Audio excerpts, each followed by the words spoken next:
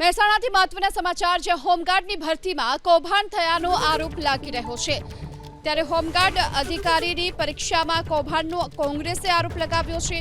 2 મહિના પહેલા યોજાયેલી પ્લાટૂન કમાન્ડરની પરીક્ષામાં ગેરરીતિનો આરોપ લગાવાયો। પરેડમાં હાજર ન રહેનારાને પરીક્ષામાં બેસવા દેવાયાનો આરોપ લગાવવામાં આવ્યો છે।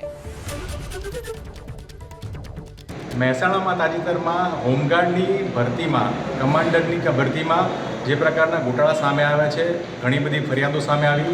ત્યારબાદ કોંગ્રેસ પક્ષ વતી અમે રજૂઆત કરી કે જે ભરતી પ્રક્રિયામાં સંપૂર્ણપણે પારદર્શિતા હોવી જોઈએ, એની જગ્યાએ મળતિયાઓને ગોઠવી દેવાના, મળતિયાઓને લેવાના, આરએસએસ ભાજપ સાથે સંકળાયેલા લોકોને લેવાના, અને જે લોકો ખરેખર એ પદ પર છેલ્લા ઘણા સમયથી કામ નથી કરી રહ્યા, જે માત્ર ચોપડી નોંધાયેલા છે, જે ફરજમાં નથી આવતા, જે પરેડમાં નથી આવતા, એવા લોકોને બોલાવીને ત્યાં પરીક્ષામાં બેસાડવાના। આ સંપૂર્ણ પ્રક્રિયા બંધ બારણે થઈ રહી છે, સંપૂર્ણપણે ગેરરીતિ આચરી રહી છે।